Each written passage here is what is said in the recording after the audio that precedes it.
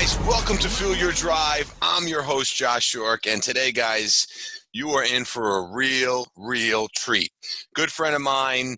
Let me tell you a little bit about this man before I introduce him. He's a doctor, CEO. He's a social media influencer. And honestly, the guy's also a handsome stud. I want to throw that in too. All right. You know, he's a good friend of mine. You know, he actually runs the Camp, which is an unbelievable fitness company, franchise company. So we come from the same world. Champion bodybuilder, author, entrepreneur, and let me just explain this. Like, he understands how to get it done. Okay, so grab a notebook, open up your phone, the notes section, whatever you want to do, and prepare to take a lot of notes. Because I'm going to introduce you to my friend Sam.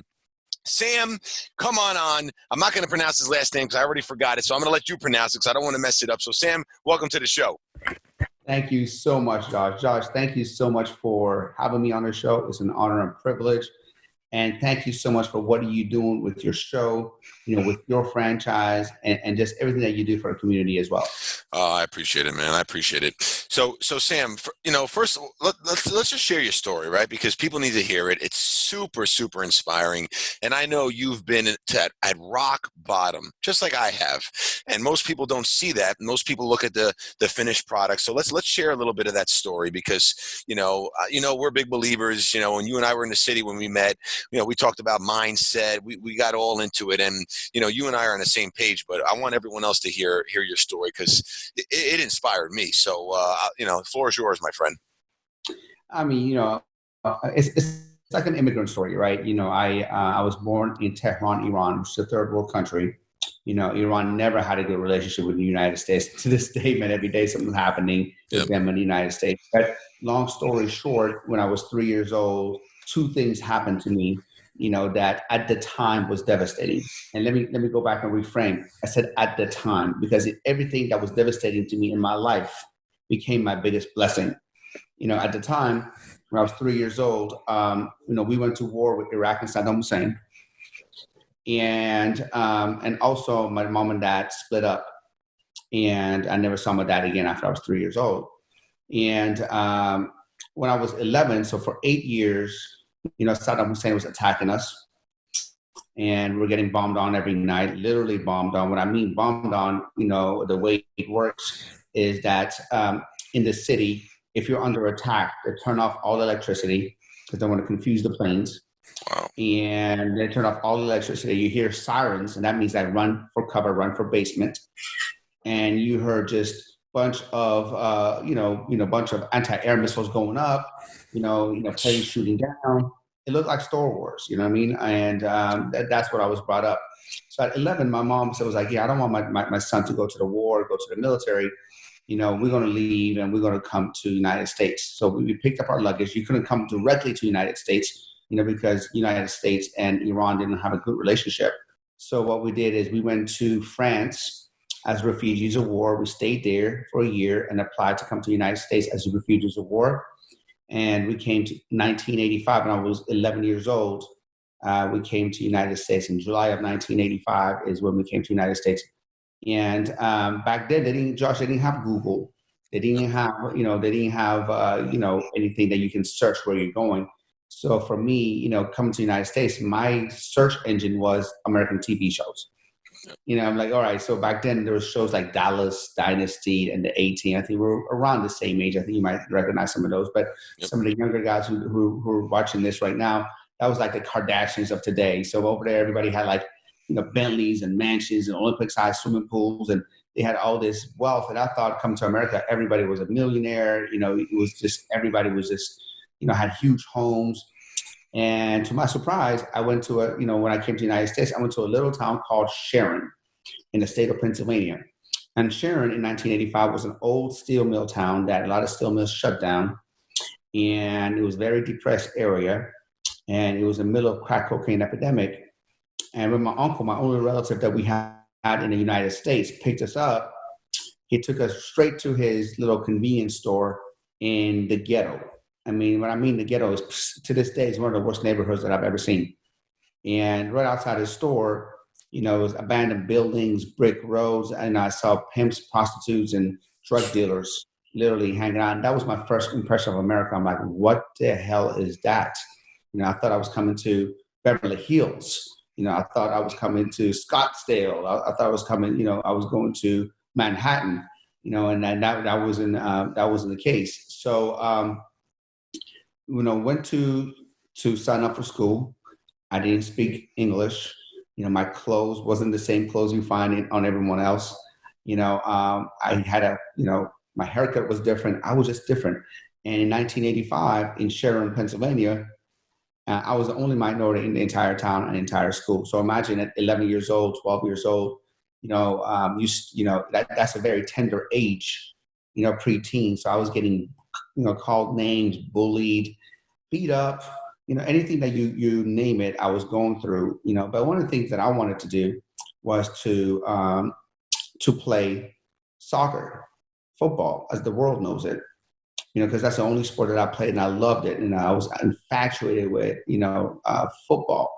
And when I came to school, I said, I want to get enrolled in 7th grade and I want to play football. And they're like, well, that's not football. That's called soccer. Football is this. And we don't have a soccer team. So we have football, baseball, and basketball. And I'm like, I don't know any of that. Now I'm in a new country. I don't know the language. I don't have any friends. And they don't have my favorite sport. I feel lost. I feel so lost. I don't have an identity, and all right. I said, I tried out for the basketball team. I'm like, okay, I don't know anything about football or baseball, but at least I know basketball. I've seen it before. And Josh, I tried out for the basketball team. 23 people tried out for the basketball team. 22 people made it. One person didn't make it, and that was yours truly. And that was another big blow. I was just crying. I went home crying and told my Mom, I don't want to be in this country anymore. America sucks. I want to go back to Iran. And my mom sat me in bed and taught me 3 lessons that to this day I hold very true to my heart. She said, Sam, first of all, we can't go back to the old country. We escaped as refugees. A concept I know now is called burning the boats. Don't give yourself an option to go back. How many times do we, always have one foot in, one foot out? We don't go all in what we need to do.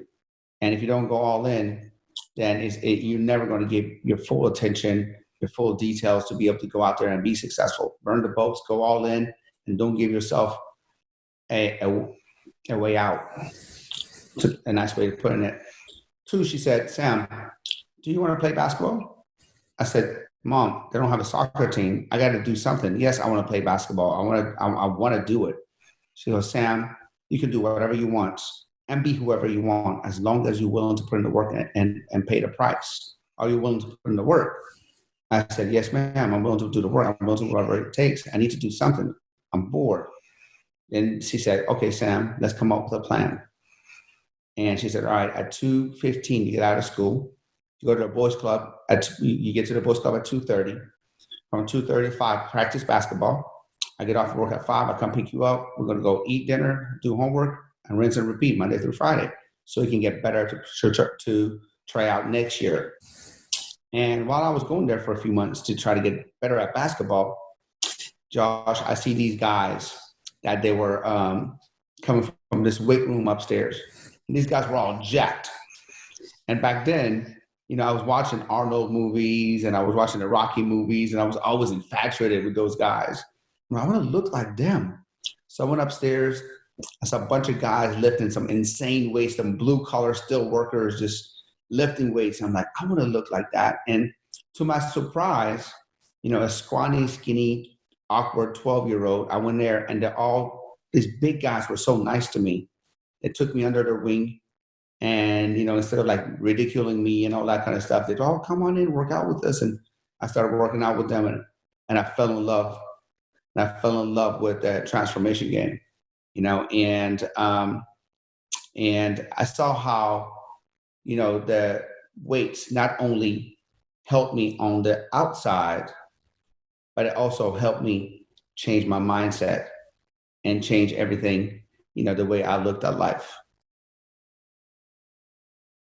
Love it, man. I love it. That's a very powerful story, Sam. Very powerful. And, what do you think, it was great that your mom had that positivity and, obviously was able to give you structure. Like, what about someone listening to this who doesn't have a role model like that? Because I get asked this question all the time, but I would love to hear what your thoughts are.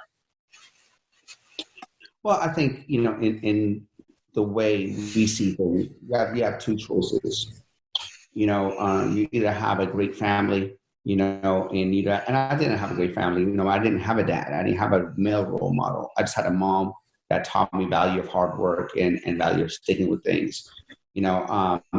So if you don't have a role model at home, you can find role models and coaches. These days it's so easy. You can go online and find a role model that you vibe with. Say, all right, I want to do what he does, or I want to follow his footsteps. So much easier now than it was back in the day, because there wasn't YouTube, there wasn't Facebook, there wasn't Instagram. Right now you can go and get great information for free, and shame on you if you're not. Couldn't agree with that more. It's like when I was starting this, I didn't have anyone to really turn to, and I made tons of mistakes. And now, I'm listening to your podcast all the time. Like, if you guys are not listening to Sam's podcast, whew, you guys are missing out, because this is, you bring on the best guests, and there's just so much value in there. And I always tell everyone, if you think you have all the answers, that's going to be a big problem, and you're never going to get to where you want to be, because you can learn something from everyone. And I always like to say, sometimes I pick up a book, Sam, I believe I know the majority of the stuff in the book. I just want one nugget in it. That's it. I just want one nugget of it. And that's how I get better. And that's how you sharpen your tools, but all great information. But let me ask you this. So I'm sure you've had some very dark moments in business, personal life. And I believe, you have to endure a lot of pain. And you have to be able to stick through it and never quit and never give up. And I used to be mentored by Fred DeLuca, the founder of Subway. May he rest in peace. And a long time ago, when I was speaking with him, he said to me, Josh, what do you think what do you think makes a successful entrepreneur? And I was like, they got to be hardworking. They got to be consistent and focused. And, they got to get after it every day. He's like, yes, those are all important, but it's not the real right reason. The real reason to people who could really achieve true success, they're able to endure the most pain for the longest period of time, because being in business is extremely painful. And people need to understand that. Everyone look at entrepreneurs now and they think it's like the coolest thing to be an entrepreneur. There is nothing cool about being an entrepreneur, okay? Nothing. And unless you surround yourself with people like myself or Sam and other successful entrepreneurs, you're not going to understand it. I don't have many friends, like personally, because most of the people that I grew up with, they don't understand the way I think or the things I do or the world I live in. So let's touch a little bit on that dark place, and how are you able to get through it? Because, yes, there's great content out there, but sometimes you don't know what's real and what's not, because 95% of it's fake. So how do you kind of like guide that and drive that? Like, that'd be great to kind of let my listeners hear that from your perspective. So I have many dark places, man. I mean, you name it, I've been through it. I've been bankrupt. I've been divorced. I've been arrested when I was younger. I had my house on foreclosure. I had many sleepless nights when many panic attacks because of being in business. I truly believe that God puts obstacles in front of you to test your faith. And if you stop and you quit, you basically are showing him that, you don't believe in him. And I love that, man. Love that. And, everybody says, well, there's an obstacle, and there's obstacles. There's trials and tribulations. Now, I always say obstacle is not in the way. Obstacle is the way. So whenever anything happens now, I'm not looking for it as, oh, poor me. I'm like, oh, this is cool. What can I learn from this? What can I take away from this? How can I use this to my advantage? What lesson can I learn from this that's going on right now in front of me? See, I mean, Josh, you and I are big fight fans, right? We like, the boxing and UFC. And, every once in a while you see a guy, clock somebody right straight in the jaw, right? And the guy nods his head, smiles, and goes, yeah, you got me good. You got me good. Okay, I got, and I guarantee you that guy, the reason he did that, because he's been punched in the face 10,000 times before, and he recognizes a good head. Yep. But the first time he got punched in the face, he wasn't smiling. No, definitely not. You know what I mean? Oh, I hear you. I agree with you. So in life, man, just like we develop calluses from lifting weights. You see these calluses from lifting weights and years of lifting weights. Yeah, we got them. These calluses are developed because you got stronger, because you kept putting this weight on, and these are protective mechanisms. Well, I believe that when God gives you obstacles, you're developing calluses in your mindset and your brain to be able to withstand and do more and more and more. God doesn't give you anything that you can't handle. It's a great analogy, man. I want people to really understand what he just said.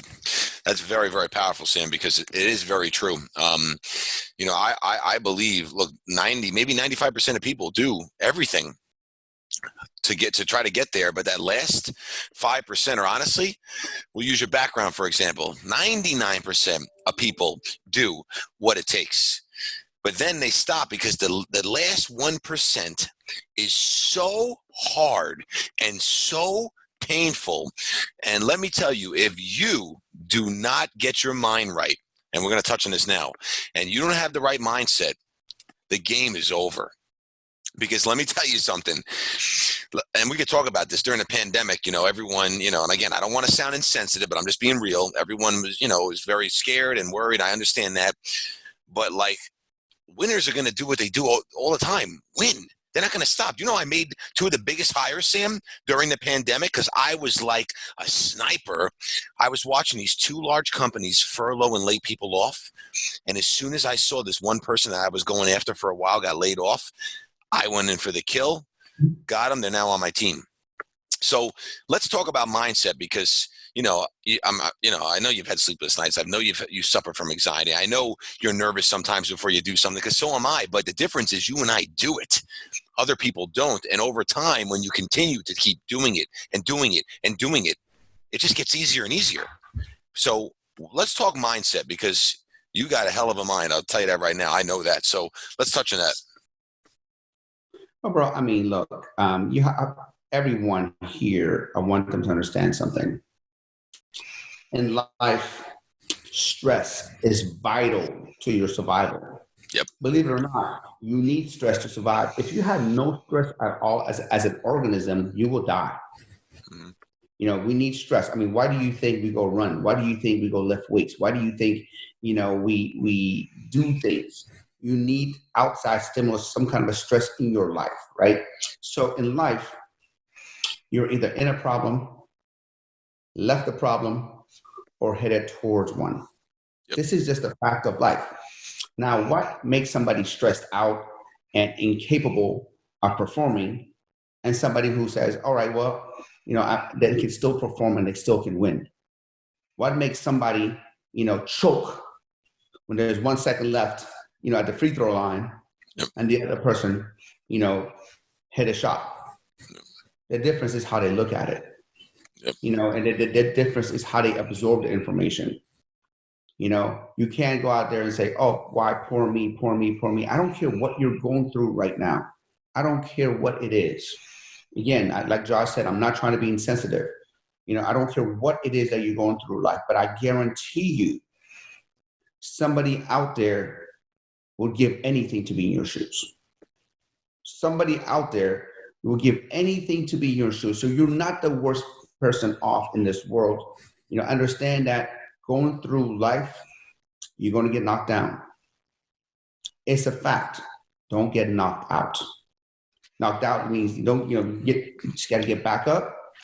You got to keep fighting. And sometimes, you don't know even know if you can win, but go out there and try to make it happen. Here's what I always tell people. You can't change the past. You can't live in the past. If you live in the past, that means you're going to be depressed. because you're going to have, oh my God, I could have, should have done this. I could have, should have done this. You can't do that. You have to learn from the past, adjust it, moving forward. So in the past, that's where depression lives. Yep. You can't go out there and predict the future. Nobody can predict the future. You can anticipate the future. You can't predict the future. So you can't live in the future, because if you live in the future, you always have anxiety. What's going to happen? What's going to happen? You have fear and anxiety. What's going to happen in the future? All you have is today, right here, right now. Put a plan together to win every single day. And after you win one day at a time, you're going to win the week. After you win the week, eventually you're going to win the month. Eventually you're going to win the year. And eventually you're going to win life. But it starts right here, what's in front of you right now. Spot on. You know, it's funny. You made me think of something when you said something, which is, you know, I used to, thank God, I got to knock on wood, man, that I don't have these problems anymore. But I used to suffer making payroll, literally, Sam, every week for like 10 years. And like, I'm talking, remember, I saw, you know, I call this shoe dog in it because I love the shoe dog book, but really bootstrapping the business. I suffered with such pain and such cash flow issues for so many years. And it was like a game. The sick thing is I really like kind of enjoyed it, but to figure out who had to get paid first, how they were going to get paid. And there was points like, there was points where like, I didn't even know how it was going to happen, but I believed it was going to happen. And you said something that's very smart. Just focus on today. But if you truly believe that it's going to happen, I believe success is like a game and it leaves you little clues. And if you want to solve the mystery, you got to play the game. That's it. You got to play the game. And there's always a way to win. And, you know, we talk about video games. I'm not a big video game player, but I used to love Mario Brothers back in the day. And sometimes you get to a certain point of the level where you don't have to start all over. And then sometimes you got to start all over. But the great thing is you always get to live to see another day. So listen to what Sam said, because it's very, very true. Very true. Opportunity is very, very easy to find, even in the dark. All you got to do is turn on your flashlight and you can find some light. So, you know, people need to understand that. But so let's talk a little bit more about, you know, your daily routines, because I know you're a routine guy. You and I just live off routine. So, and I know our routines are very, very similar. So share your routines with people, because I think it will inspire and motivate, and people will be able to see a lot of consistencies between you and I. Yeah, my daily routine, Josh, starts the night before. You know, always everybody's like, well, you know, I'm going to get up in the morning, and then, you know, I already know, you know, I have to know exactly what I'm doing the next day, you know. And so, you know, I finish work around 4:00. When I say work, I don't have to be anywhere, but I make sure I schedule myself to work.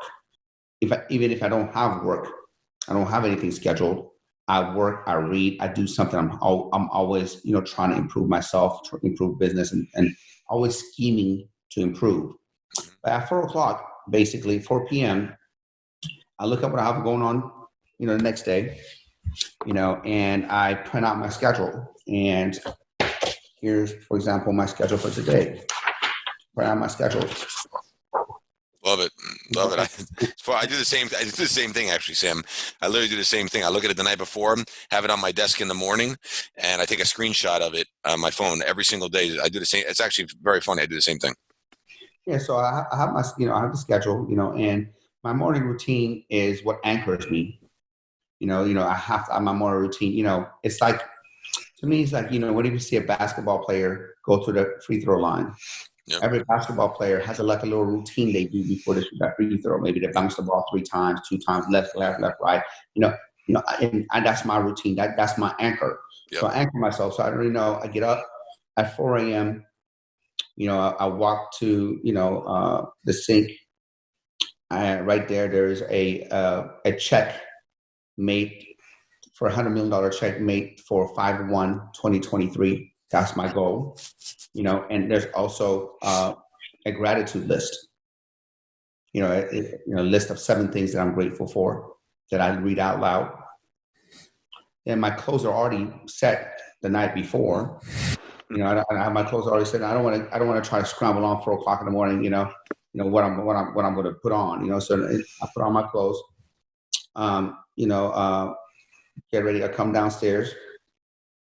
I read for about 10, 15 minutes. Then I head to the gym. You know, I work out from 5 to 6:30. 6:30 to 7:30, I go for a 2-mile walk with my dog. I come home. I play with my son, my family for about a half an hour. I take a shower. And about 8:30, I come to my home office. And 8:30 to 4 o'clock. This is my home office right here. And from 8:30 to 4 o'clock, I work. Love it. And 4 o'clock till 9 o'clock, phone is off. 100% family time. Love it, man. Our routines are very, very similar. Very, very similar. The only difference is I got a problem with my phone that I'm trying to actually get better on, but it's very difficult for me. I'm glued to that phone. It's just, but I'm working on it. You got to improve, and that is very important to kind of to shut it down, to have that separate time. But listen, I know you guys know what my routines are. Routine's very similar to Sam. And it's funny you have a written check because I have the same thing actually in my kitchen cabinet that I open every day. It's mine's dated for actually 2025. Okay, love it. Yep, we do think alike. And visualization and believing you can truly achieve anything you want. You have to really believe it. And if you don't put put those positive thoughts into your mind, it's never going to happen, because everyone always likes to say, "Oh, well, I dream of this." Dreaming is fine. The time it's not fine is when you don't set a goal of how you're going to get there. That's the difference. And I try to explain this all the time. Would you agree? Absolutely, 100%. And Josh, I will tell you this. Phone is the new crack. You know what I mean? And I know how you manage your time. I know how you are with your time and your routine. But I will challenge you. And this is something that I did for myself that'll work. But I will challenge you to really pay attention to your screen time.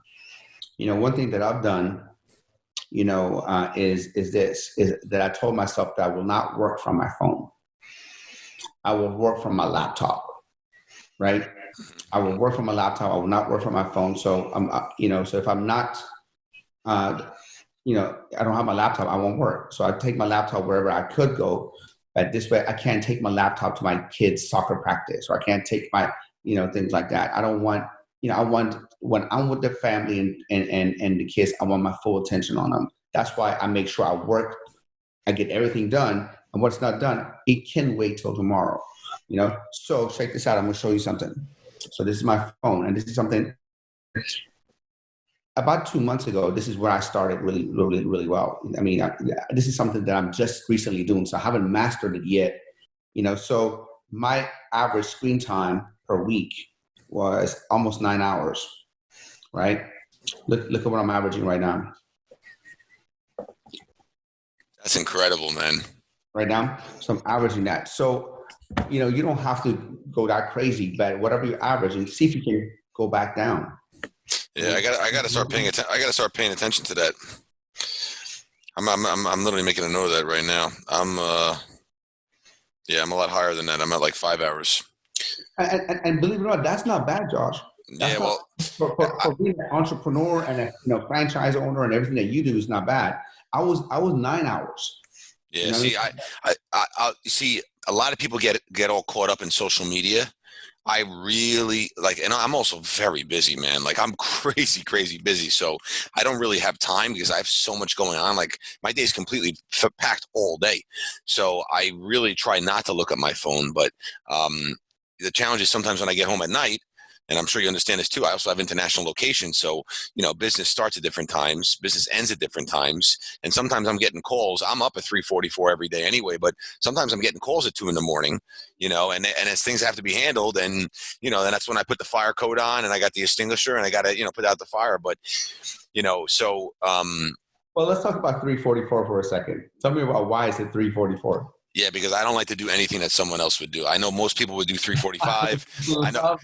I know some people would do like 3:30. So that's why I do 3:44. And honestly, I was just talking to my good friend David Meltzer. I don't know if you guys connected, but if not, yes, David's been over the house. Yeah, Dave's great. But Dave loves. He's like, Josh, this is one thing I love about you. When I met Dave years ago, I said to Dave that I'm a sniper's dream, because I can get a sniper outside my house and I'm so calculated. Doesn't matter what's going on, blizzards, tornadoes, You'll be there. I make the same step at the same moment, at the same time every day. And no matter what, and that doesn't, listen, even if I have the flu, I don't care. I never stop, no matter what.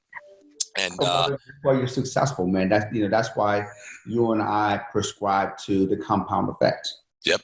You know what I mean? And little things done correctly over time will get big results. There are a lot of problems, but most entrepreneurs, and especially younger entrepreneurs, they want to hit a home run right away.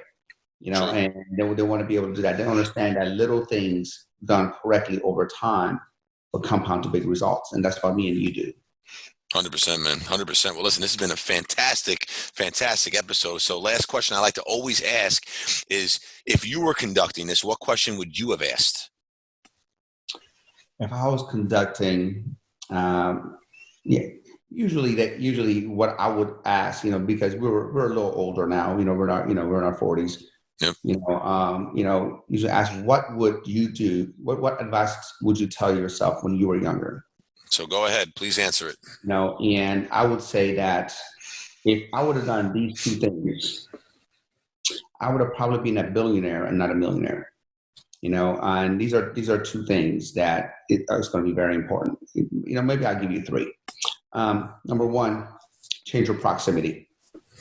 When I was younger, I hang around some knuckleheads, and I could have. We all did. But knuckleheads, and I could have done a lot more with my time than hang around with knuckleheads going out there drinking and doing stupid shit, right? Yep. Two, learn to delay gratification. Learn to delay gratification. Learn, if you have a goal, to give up something that you want now for something greater later, which is, in my opinion, one of the number one predictors of success. Great. Is delay gratification.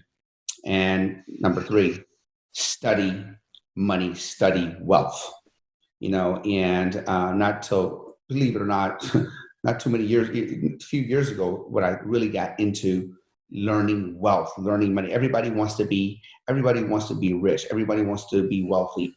Everybody wants to be financially free, but they don't study it.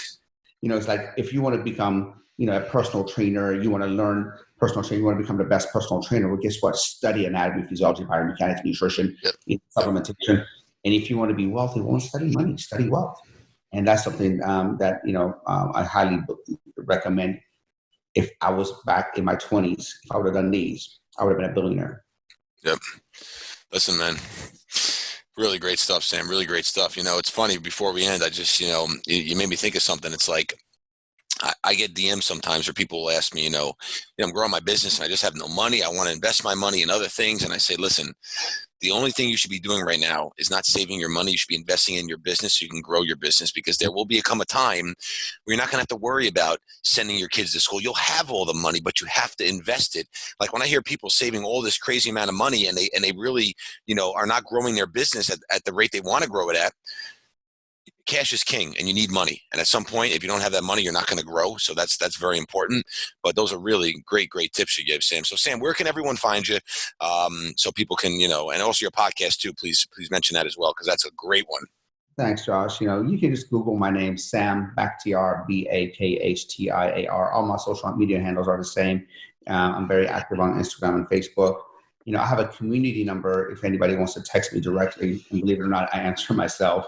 It's 909-200-4015. And, my podcast is called The 1%er Podcast. You can find it on, iTunes and everywhere else, Spotify. Josh, again, bro, I know you've been so generous with your time. You've been so generous with your platform. I know when I came to visit New York for a couple of days, you drove all the way down there to hang out with me and meet up with me for breakfast, which I truly appreciate and enjoy, man. And I look forward to connecting with you, man. I mean, you're a stand-up guy. We're cut from the same cloth, and I truly appreciate you as a friend, as a colleague. But I also want to recognize you for everything that you're doing for the community and all the great information that you're putting out there. Oh, Sam, that's very, very nice, man. That's very touching, and I feel the same way about you, man. And I made the drive because It's weird. I get this intuition just when I just watch someone, like I just know, like I'm just going to have that connection, and you and I connected within minutes. And, I appreciate you as well. Appreciate your friendship, and what you do is fantastic. So Sam, thank you so much for coming on, guys. Check him out, follow him, listen to his podcast. Honestly, if you don't have smoke coming off your pen or your fingers right now with all the notes and nuggets my man just gave out, then you better re-listen to this again. But until next time, remember to fuel your drive.